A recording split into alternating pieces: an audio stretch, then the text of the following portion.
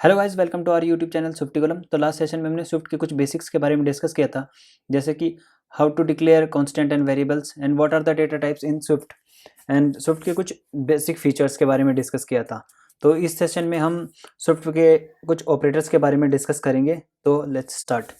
तो सबसे पहले ऑपरेटर्स होते क्या हैं? तो सबसे पहले जो ऑपरेटर होता है वो एक सिंबल होता है जो किसी भी मैथमेटिकल एक्सप्रेशन को मैनिपुलेट करने के लिए यूज़ किया जाता है। अब इसे हम कोड के थ्रू समझते हैं। तो उसके लिए हम क्या करते हैं कि दो इंटीजर वेरिएबल क्रिएट करते हैं, var a equals to 5 and var b equals to 6। तो जैसा कि ऑपरेटर्स के बारे में, ऑपरेटर जो होते हैं डिफरेंट डिफरेंट कैटेगरीज के अंदर आते हैं। जैसे कि सबसे पहले हम समझते हैं अर्थमेटिक ऑपरेटर।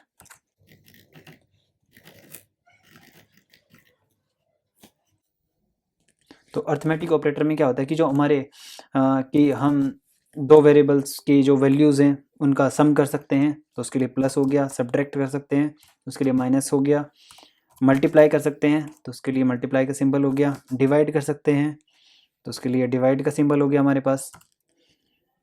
या फिर हम रिमाइंडर निकाल सकते हैं, तो रिमाइंडर निकालने के लिए हमारे पास मॉड्यूलो ऑपरेटर हो गया। तो अब जैसे कि हम यूज़ करके देखते हैं कि where sum equals to a plus B, और हम इसकी वैल्यू को प्रिंट कराते हैं। प्रिंट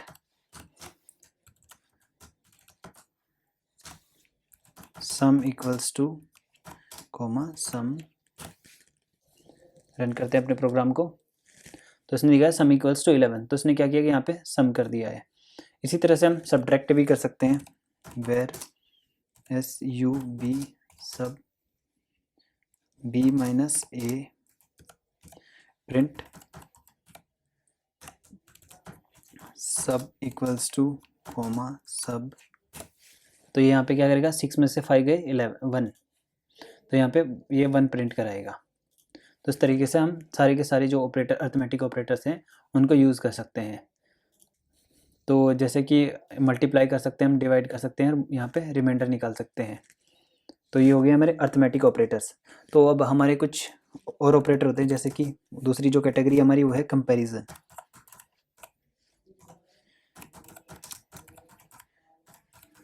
कंपैरिजन ऑपरेटर, तो कंपैरिजन ऑपरेटर जैसे नाम से हमें लग रहा है कि यानी कि किसी चीज़ के बीच में कंपैरिजन हो रहा है। तो कंपैरिजन ऑपरेटर समझने के लिए हम एक और दूसरा ऑपरेटर समझते हैं, दैट इज़ टर्नरी ऑपरेटर। उसी के हेल्प से हम इसे यूज़ करेंगे। तो टर्नरी ऑपरेटर में क्या होता है कि उसमें भी हम इन कंपैरिजन जो ऑपरेटर्स हैं उनका यूज़ कर सकते हैं। जैसे कि हम क्या कर सकते हैं, हम करते हैं लेट A1। अगर हमारी a की वैल्यू 5 है, यहाँ पे हमने जो a की वैल्यू दी है, यहाँ पे हमने क्या किया, ये जो हमारे जो सिंबल्स हैं, ये दो सिंबल हो गए हमारे कंपैरिजन। यानी कि हम चेक कर रहे हैं कि a और 5 को कि ये दोनों इक्वल है या नहीं, इक्वलिटी चेक कर रहे हैं। तो अगर a और 5 इक्वल है तो आगे जो होंगे ये हमारे टर्नरी है। तो उसमें अगर ये दोनों इक्वल हैं तो a1 की वैल्यू 7 हो, अगर वो इक्वल नहीं है तो a1 की वैल्यू 6 हो। तो अभी देखते हैं कि क्या होता है। प्रिंट कराते हैं a1 को।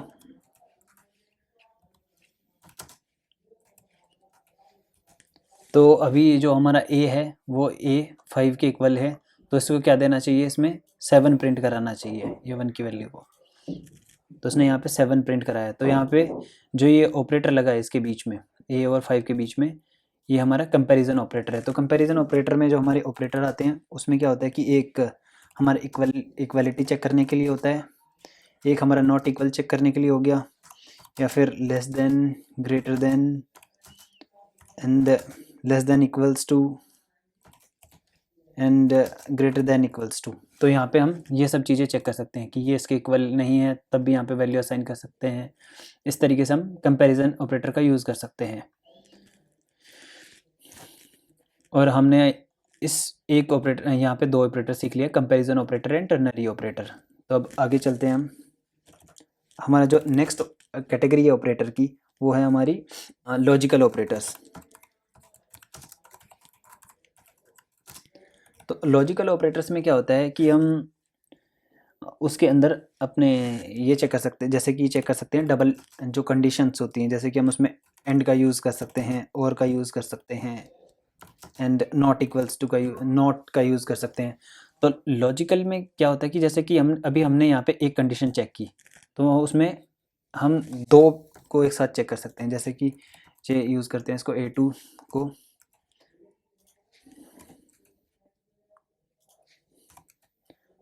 तो यहाँ पे हम क्या कर सकते हैं कि एंड की हेल्प से एक और कंडीशन चेक कर सकते हैं। अभी यहाँ पे हम केवल एक ही कंडीशन चेक कर पा रहे थे, अगर हम यहाँ पे एंड लगाते हैं तो एक और कंडीशन चेक कर सकते हैं, जिसमें हम लग सकते हैं b इक्वल्स टू 6। तो ये A2 को यहाँ पे 6 वैल्यू असाइन करेगा, सॉरी 7 करेगा, क्योंकि यहाँ पे इसने क्या किया कि दोनों ही कंडीशन चेक करेगा। यहाँ पे जब जैसे यहाँ पे हमने एंड लगाया तो ये कंडीशन भी ट्रू होनी चाहिए और ये कंडीशन भी हमारी ट्रू होनी चाहिए, तभी जाके ये इस वाले स्टेटमेंट को एग्जीक्यूट करेगा, अदरवाइज ये इसको एग्जीक्यूट करेगा। तो ये एंड हो गया हमारा। अगर यहाँ पे हम और लगाएंगे, अगर हम यहाँ पे और यूज़ करते हैं तो इसमें दोनों में से कोई भी एक कंडीशन ट्रू होनी चाहिए, दोनों भी हो सकती है या दोनों में से एक, मतलब मिनिमम एक कंडीशन का ट्रू होना ज़रूरी है, तभी जाके ये इसको एग्जीक्यूट करेगा, अदरवाइज ये इसको एग्जीक्यूट करेगा। तो और का मतलब यही हो गया कि दोनों में से एक कंडीशन ट्रू होनी है। और नॉट में हम क्या कर सकते हैं, जैसे हमने कोई बूलियन वैल्यू ली हुई है उसको हमें चेंज करना है। जैसे कि हमने क्या किया है कि एक वेरिएबल लिया इज सक्सेस और हमने इसकी वैल्यू को ट्रू कराया है। तो यहाँ पे हम इसको प्रिंट कराते हैं सबसे पहले कि इज सक्सेस की वैल्यू क्या है, बिफोर अपडेट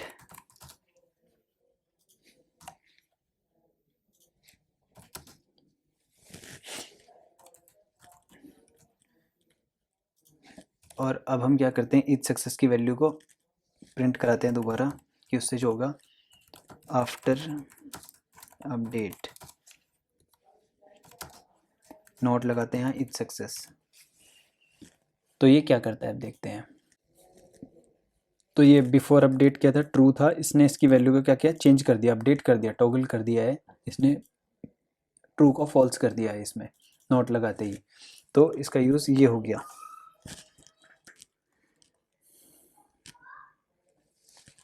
अब इनसे अलग भी हमारे पास कुछ और कैटेगरीज हैं, जैसे कि एक कैटेगरी हमारे पास असाइनमेंट ऑपरेटर। असाइनमेंट ऑपरेटर, तो अभी असाइनमेंट के लिए सबसे पहले एक तो हम यूज़ ही कर रहे हैं, जैसे जैसे हम लिखते हैं ए यहाँ पे, तो यहाँ पे जो ये इक्वल टू हो गया, तो ये जो इक्वल्स टू है यहाँ पे, तो ये हमारा असाइनमेंट ऑपरेटर हो गया। यहाँ पे ये क्या कर रहा है कि इस A3 को इस वैल्यू को असाइन कर रहा है, तो ये हमारा असाइनमेंट ऑपरेटर हो गया एक। तो यहाँ पे भी बहुत सारे ऑपरेटर होते हैं, जैसे कि अभी जो हमने यूज़ किया है equals to and plus equals. तो प्लस इक्वल्स कैसे यूज़ कर सकते हैं, चलिए देखते हैं। अभी हमने क्या किया कि यहाँ पे यूज़ किया s इक्वल्स टू 4। तो अब हम क्या करते हैं कि हम यूज़ करते हैं s प्लस इक्वल्स टू 3 और प्रिंट कराते हैं s को, s इज़ s। तो इसने यहाँ पे इसको 7 कर दिया। इसने क्या किया कि इस s के अंदर 3, इस पुरानी जो वैल्यू थी 4 उसमें 3 प्लस करके इसको असाइन कर दिया। तो यहाँ पे हम ये प्लस इक्वल्स भी एक असाइनमेंट ऑपरेटर हो गया, माइनस इक्वल्स आपका multiply equals and divide equals to and module equals to. तो ये सभी असाइनमेंट ऑपरेटर यूज़ किए जा सकते हैं। तो और भी बहुत सारी कैटेगरीज है ऑपरेटर्स की, जैसे कि रेंज ऑपरेटर्स हैं। तो रेंज ऑपरेटर्स हम वहाँ पे डिस्कस करेंगे जब हम एरे के बारे में डिस्कस कर रहे होंगे। तो एरे वाले चैप्टर में हम रेंज ऑपरेटर के बारे में डिस्कस करेंगे, बिटवाइज ऑपरेटर भी देखते हैं बाद में। तो इस तरह से कई सारी कैटेगरीज हैं ऑपरेटर्स की। तो अब हम चलते हैं नेक्स्ट राउंड में, तो जहाँ पे हम यूज़ करते हैं डिसीजन मेकिंग स्टेटमेंट्स का। तो डिसीजन मेकिंग स्टेटमेंट क्या होता है कि उसमें हम डिसीजन लेते हैं, जैसे कि उसके अंदर हम इफ़ एल्स का यूज़ कर सकते हैं। डिसीजन मेकिंग के अंदर ही आते हैं, इफ़ एल्स हो गया हमारा, स्विच हो गया। तो इफ़ एल्स क्या है ये देखते हैं। तो जैसे कि जो हमने अभी यहाँ पे जो काम किया था टर्नरी ऑपरेटर की हेल्प से, ये हम इफ़ एल्स की हेल्प से भी कर सकते हैं। तो इफ़ एल्स को देखते हैं कि उससे कैसे कर सकते हैं। तो सेम चीज़ को हम नीचे लेके आते हैं, इसी को देखते हैं कि इफ़ एल्स से कैसे कर सकते हैं। तो इफ़ एल्स में क्या होता है कि हमने क्या किया है यहाँ पे कि a इक्वल्स टू 5 तो प्रिंट किया हमने a इज 5 और else print a is not 5। तो इस तरीके से हम इफ एल्स यूज़ कर सकते हैं यहाँ पे। तो ये हमारा सिंटेक्स है इफ एल्स का, कि सबसे पहले हमने इफ वाला स्टेटमेंट लिखा और उसके अंदर ब्लॉक के अंदर अपना जो भी यहाँ पे हमें जो भी कैलकुलेशन या जो भी करना है यहाँ पे कर सकते हैं हम। फिर ऐसे ही एल्स का एक स्टेटमेंट एल्स है इसके अंदर, तो उसका भी एक पूरा ब्लॉक है, उसके अंदर भी हमें जो कैलकुलेशन करनी है वो सब कैलकुलेशंस कर सकते हैं। तो चलिए इसे एग्जीक्यूट करके देखते हैं क्या करता है ये। ए इज़ 5, तो इसने ये वाला एग्जीक्यूट किया। तो इस तरीके से हम इफ एल्स स्टेटमेंट का यूज़ कर सकते हैं। तो ज़रूरी नहीं है कि जब हम इफ़ यूज़ कर रहे हो तो एल्स रिक्वायर्ड ही है, हम इसे रिमूव भी कर सकते हैं। तो उस टाइम पे अगर ये वैल्यूज़ होगी तो एग्जीक्यूट करेगा उस चीज़ को, नहीं होगी तो नहीं एग्जीक्यूट करेगा।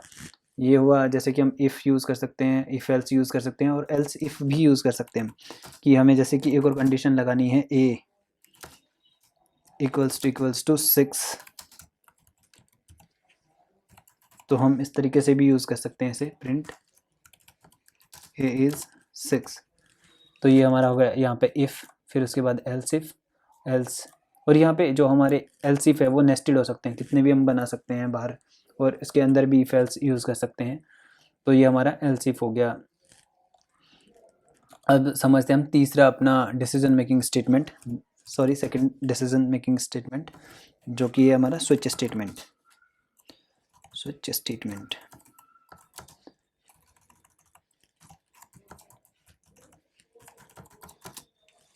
तो चलिए देखते हैं कि स्विच स्टेटमेंट कैसे काम करता है। तो स्विच स्टेटमेंट क्या करता है कि जैसे कि हमने क्या किया कि एक वेरिएबल डिक्लेयर किया है वेर इंडेक्स इक्वल्स टू 10। तो नीचे सिंटेक्स है हमारा स्विच का कि हम किस तरह से बनेंगे। तो उसमें लिखेंगे पहले स्विच कीवर्ड, और यहाँ पे जिस पे हमें केसेस मैच कराने हैं वो, तो यहाँ पे एक केस बनेगा। उसके बाद हम यहाँ पे कि किस से मैच करा रहे हैं वो, यहाँ पे अपनी कैलकुलेशन या फिर जो भी हमें करना है वो यहाँ पे कर सकते हैं हम। वैल्यू ऑफ इंडेक्स इज 10, और ऐसे ही एक और केस क्रिएट कर सकते हैं यहाँ पे, केस 11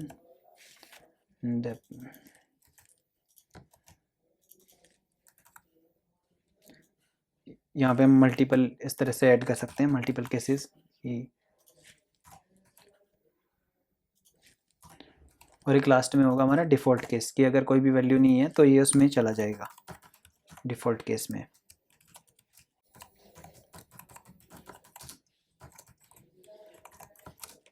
तो ये इसमें चला जाएगा। तो अभी जैसे हमने यहाँ पे क्या किया कि इंडेक्स की वैल्यू हमारी 10 है, तो यहाँ पे जो 10 जाएगा और ये इस वाले केस से मैच हो रहा है, तो ये इस वाली वैल्यू को एग्जीक्यूट कर देगा।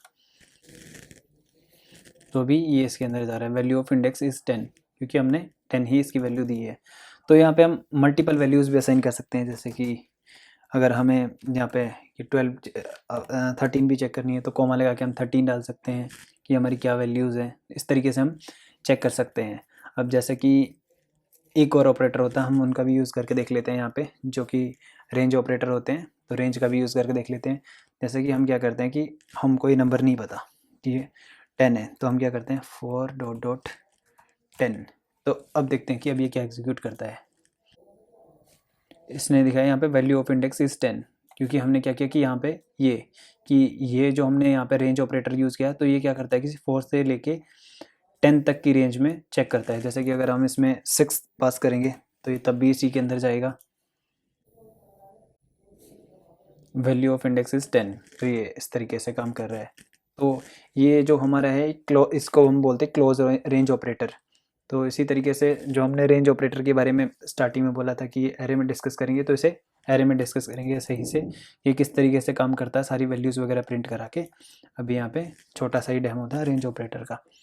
एक चीज़ और हम यूज़ कर सकते हैं, जैसे कि अभी हमने क्या किया कि ये इस वाले स्टेटमेंट को चेक करता है, फिर जैसे ये मैच होता है तो नीचे नहीं जाता, लेकिन हमें कुछ ऐसी रिक्वायरमेंट है कि ये वाला एग्जीक्यूट हो तो उसके एकदम बाद ये वाला भी एग्जीक्यूट हो, बाकी कोई और एग्जीक्यूट ना हो। तो उसके लिए हम क्या कर सकते हैं, हम यहाँ पे एक कीवर्ड यूज़ कर सकते हैं, that is called fall through. तो जैसे हम फॉल थ्रू यूज़ करते हैं तो देखते हैं क्या होता है। तो जैसे ही हमने फॉल थ्रू यूज़ किया, इसने क्या किया कि इस वाले को तो एग्जीक्यूट किया ही, फॉल थ्रू के बाद इसने इसको भी एग्जीक्यूट किया। Value of index is 11।